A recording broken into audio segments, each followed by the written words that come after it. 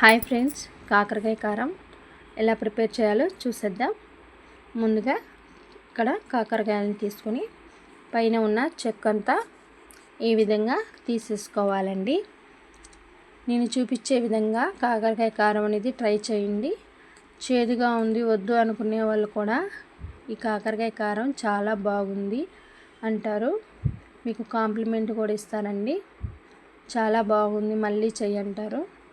ఈ విధంగా పైన ఉన్న చెక్క అంతా తీసేసుకోవాలి. అప్పుడప్పుడు చేదు తినటం కూడా చాలా మంచిదండి. ముఖ్యంగా షుగర్ ఉన్న వాళ్ళకి ఈ కాకరకాయ అనేది చాలా మంచి ఫుడ్.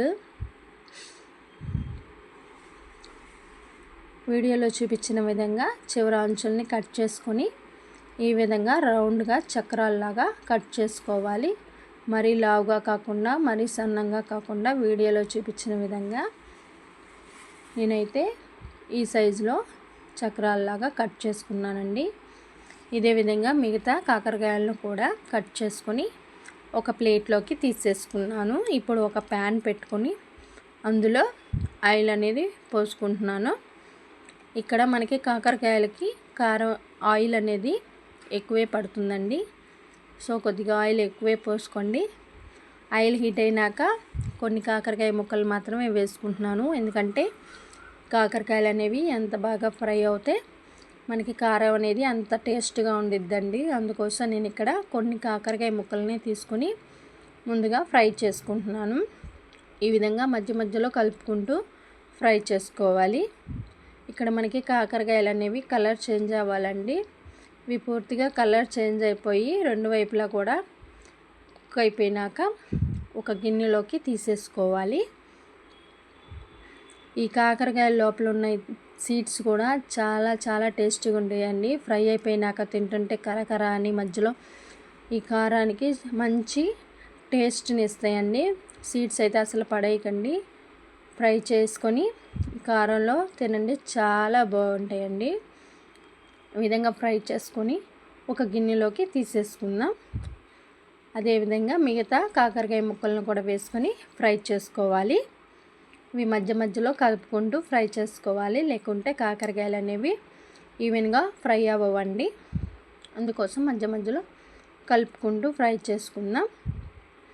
ఇప్పుడు ఈ కాకరకాయల్లోకి కారాన్ని ప్రిపేర్ చేసుకుందాం. ఒక చిన్న బాండీ తీసుకొని అందులో కొద్దిగా ఆయిల్ పోసుకొని ఆయిల్ అనేది హీట్ అయినాక కొన్ని పల్లీలు అయితే వేసుకోవాలి. ఈ పల్లీలు అనేవి ఫ్రై అయిపోయినాక ఇందులో కొద్దిగా జీలకర్ర అలాగే ధనియాలు కూడా వేసుకొని ఫ్రై చేసుకోవాలి. జీలకర్ర, ధనియాలు అలాగే పల్లీలు కూడా ఫ్రై అయిపోయినాక కొద్దిగా కరివేపాకు వేసుకొని స్టవ్ ఆఫ్ చేసి చల్లారనివ్వాలి. ఈ లోపల మనం కాకరకాయలని మధ్య మధ్యలో కలుపుకుంటూ ఫ్రై చేసుకోవాలి.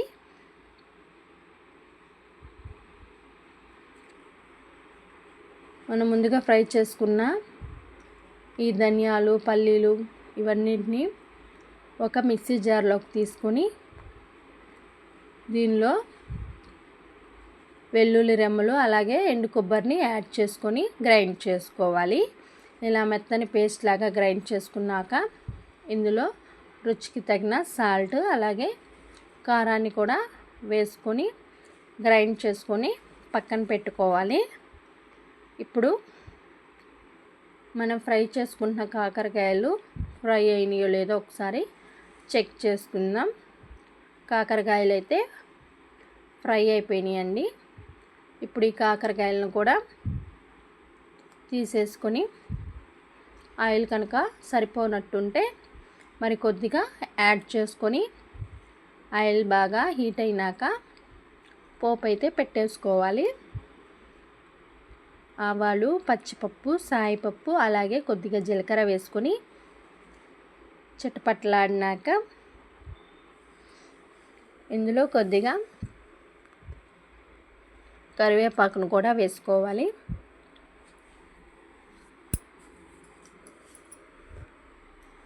కరివేపాకు కూడా ఫ్రై అయిపోయినాక కొద్దిగా పసుపు వేసుకొని ఫ్రై చేసుకోవాలి.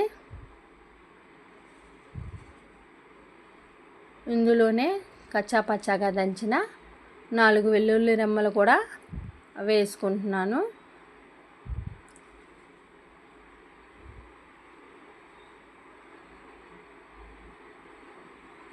ఇప్పుడు కొన్ని పల్లీలు కూడా వేసుకొని ఫ్రై చేసుకుంటున్నాను.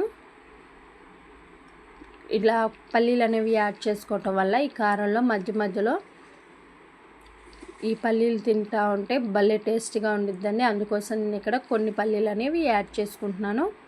ఈ పల్లీలు కూడా బాగా ఫ్రై అయిపోయినాక ముందుగా ఫ్రై చేసి పెట్టుకున్న కాకరకాయలను కూడా వేసుకొని ఒకసారి బాగా కలుపుకొని మరో 2 నిమిషాల పాటు ఫ్రై చేసుకోవాలి. ఇప్పుడు మనం ముందుగా గ్రైండ్ చేసి పెట్టుకున్న కారాన్ని తీసుకొని వేసుకోవాలండి. ఇక్కడ ఈ కారం అనేది ముక్కలకి పట్టే విధంగా బాగా కలుపుకోవాలి. ఈ కాకరకాయ ముక్కలకి కారం అనేది బాగా పట్టేలాగా కలుపుకుంటూ ఫ్రై చేసుకోవాలి. ఈ విధంగా కలుపుకుంటే మనకి ఎంతో టేస్టీ కాకరకాయ కారం అనేది రెడీ అయిపోయిందండి.